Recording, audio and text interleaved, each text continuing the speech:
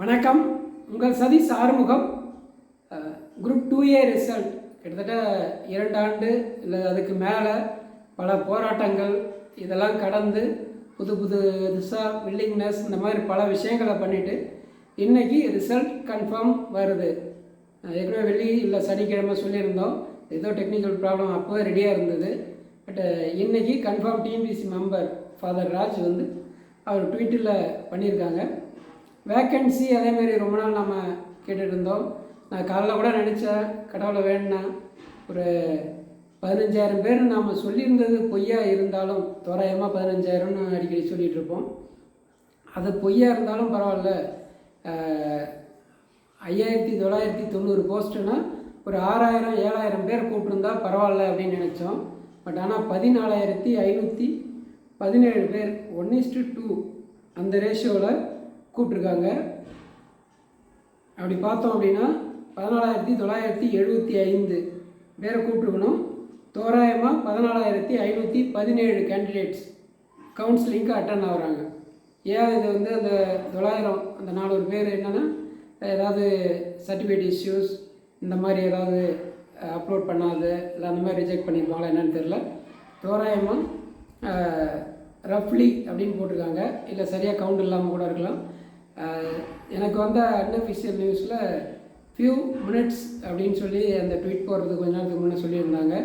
But அவர் என்ன சொல்கிறாங்க இதில் அப்படின்னா, அனௌன்ஸ் லேட் டுடே, கமிஷன் வெப்சைட்டில் லேட்டாக அனௌன்ஸ் பண்ணுறோம், அன்னைக்கு லேட்டாக வரும் அப்படின்னாங்க. லேட்டுன்றது மேபி 5:45 பிறகு வர எதுவாக இருந்தாலும் லேட்டாக இருக்கலாம். இல்லை சில டைம் 7, 8, 9 மணி அந்த மாதிரி டைமில், ஏன் ஒரு நாள் 10:30 மணிக்கு கூட, ஏதோ 10:30 11 மணிக்கு கூட போட்டிருந்தாங்க. குரூப் 1 நோட்டிஃபிகேஷனோ இல்லை சம்திங் எதுவும். ஆமாம், நோட்டிஃபிகேஷனில் அந்த இது மட்டும் கொடுத்துருந்தாங்க, ரஃபாக எவ்வளோ வேக்கன்சி, எப்போ எக்ஸாம்ஸ், அந்த டீட்டெயில்ஸ் மட்டும். அதுபோல் இன்றைக்கி எவ்வளோ நேரம் ஆனாலும் வந்துடும். பட் இதில் 5,990னா கிட்டத்தட்ட ஒரு 6,200 பேருக்கு மட்டும்தான் வேலை. எப்படி சொல்கிறேன் அப்படின்னா, கிட்டத்தட்ட ஏற்கனவே குரூப் 2ல் இருக்கிறவங்க ஒரு 100, குறைஞ்சது 100-200 பேராவது அந்த டாப் 100-200 போஸ்ட் கிடைக்கல அப்படின்னா அவங்க அதை எடுக்க மாட்டாங்க. அதனால் ஒரு 100-200 பேர் எக்ஸ்ட்ரா கிடைக்க வாய்ப்பு இருக்குது. சில பேர் குரூப் 1ல் பாஸ் ஆனவங்க இந்த மாதிரி சிலது. அதன்படி பார்த்தோம் அப்படின்னா ஒரு 6,100 பேருக்கு தான் வேலை. சரி, அந்த 6,100 ரேங்கில் 6,100க்குள்ளே வந்துட்டாலே வேலையா அப்படின்னா நிச்சயமாக அதுவும் இல்லை. அதில் அந்த ரிசர்வேஷன்லாம் ப்ளே பண்ணோம். எவ்வளோ வரைக்கும் சேஃபாக இருக்கும் அப்படின்றதுலாம் இப்போ எனக்கு தெரிஞ்ச ரேங்கோடே போட வாய்ப்பு பிரகாசமாக இருக்குது. ரொம்ப லேட்டானதால் ரேங்க்கு, கம்யூனல் ரேங்க்கு, ஏதாவது ரிசர்வேஷன் இருந்தால், பிஎஸ்டிஎம் அந்த மாதிரி இருந்தால் அந்த ரேங்க்கு கிட்டத்தட்ட ஒரு, இப்போ பிஎஸ்டிஎம் 20% அப்படின்னா 20% எடுத்துகிட்டு ஒரு மேல் அப்படின்னா டோட்டல் போஸ்ட் 6,000 போஸ்ட்டில் ஒரு 20% எடுத்தோம்னா 1,200 போஸ்ட் வருது.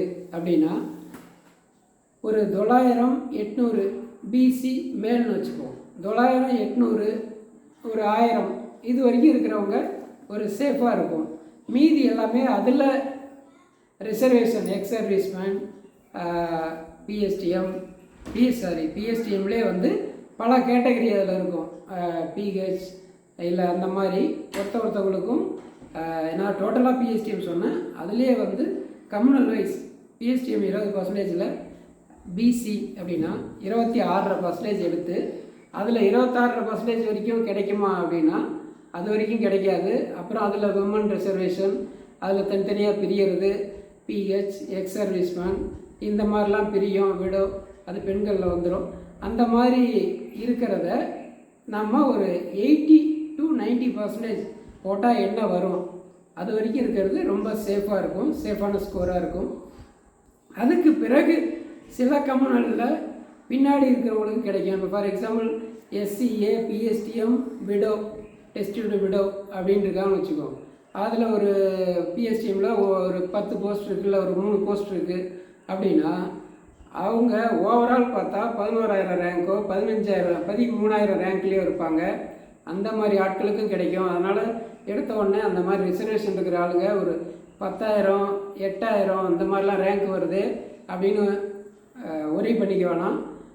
இன்னொரு பக்கம் இதெல்லாம் தாண்டி பல வருடங்கள் கடந்தும் ரிசல்ட்டு நெகட்டிவாக வரவங்கள தான் இதில் ரொம்ப அவங்களுக்கு தனியாகவே பேசணும்னு நினச்சேன். தனியாக முடிஞ்ச அளவுக்கு வீடியோ போடுறேன். பட் அதை வந்து ஏற்றுக்கிட்டு தான் ஆகணும். நம்ம ஆரம்பத்துலேருந்து அந்த மனநிலைக்கு பக்குவப்படணுன்ட்டு தான் நான் அடிக்கடி சொல்கிறது. கொஞ்சம் படிச்சுக்கிட்டே இருங்க. வேலை கிடைக்கிற வரைக்கும் புக்கை ஆர்டர் கையில் வாங்குற வரைக்கும் புக்கை கீழே வைக்காதீங்கன்னு அடிக்கடி சொல்லுவேன். காரணம் என்னென்னா, இப்போ இதில் ஒரு 6000 பேருக்கு தான் ஒரு ஸ்வீட் மெமரியாக இருக்க போகுது. மீதி கிட்டத்தட்ட 14,000ல் 8,500 பேருக்கு ஒரு சோகமான செய்தி. அந்த 6,000லேயும் கூட ஒரு 3,000-4,000 பேர் தான் கன்ஃபார்ம் இப்போ சொல்ல முடியும். மீதி அந்த 2,000 பேர் வந்து ரிசல்ட்டு அந்த கவுன்சிலிங் அட்டன் பண்ணி போஸ்டிங் வாங்குற வரைக்கும் சொல்ல முடியாது. இவ்வளோ பிரச்சனைகள் இருக்குது. அதனால் எது வந்தாலும் ஏற்றுக்குங்க. இந்த அளவுக்கு போயிருக்கோம், மெயின்ஸ் அளவுக்கு படிச்சிருக்கோம், மெயின்ஸ் அந்த எண்டுக்கு போயிருக்கோம். கிட்டத்தட்ட உங்களுக்கும் ஜெயித்தவங்களுக்கும் ஒரு 5 மார்க்கோ 3 மார்க்கோ ஒரு நல்ல கொஸ்டின்ஸோ இல்லை நீங்கள் தெரிஞ்சு இல்லை ஸ்பீட் ப்ராக்டிஸால் மிஸ் பண்ண விஷயமோ தான் உங்களுக்கும் அவங்களுக்கும் வித்தியாசமாக இருக்கும். அதனால் அதெல்லாம் ஒரி பண்ணிக்காமல் கஷ்டம்தான், அதை கடந்து செல்வது கஷ்டம்தான். பட் நமக்கு இப்போ உடனடியாக குரூப் 1ம் குரூப் 4ம் இருக்குது. குரூப் 4 ஒரே ரவுண்டில் வேலை. அதை வந்து தக்க வைக்கிறத நோக்கி போங்க. ஏற்கனவே நம்ம 2 ஆண்டுகளுக்கு மேலே வீணாக்கப்பட்டோம். வீணாக்கிட்டோம்னு சொல்லக்கூடாது. அப்போ இந்த மீதி டைமில் இருக்கிற குறைந்த நாளில் நம்ம அந்த ப்ரெஷர்லாம் தாண்டி உங்களால் படிச்சிருக்க முடியாது. அதனால் கிளியர் ஆகலைன்னா இந்த டைம் ஸ்டேட் லெவல் ரேங்க் எடுக்கிற மாதிரி படிங்க. குரூப் 1 உங்களுக்கு காத்திருக்கு. குரூப் 2ல் செலக்ட் ஆனவங்க வேலைக்கு போயிடுவாங்க. நீங்கள் ஃபுல் டைம் படிங்க. குரூப் 1ல் டெப்டி கலெக்டரே ஆகலாம். கட்டாயம் உங்களை எல்லாம் விரைவில் கவர்மெண்ட் சர்வீஸில் நல்ல போஸ்ட்டில் சந்திக்க ஆசை. வாழ்த்துக்கள். வெற்றி பெற்ற அனைவருக்கும் வாழ்த்துக்கள். வெற்றி பெற போகும் அனைவருக்கும் என் வாழ்த்துக்கள்.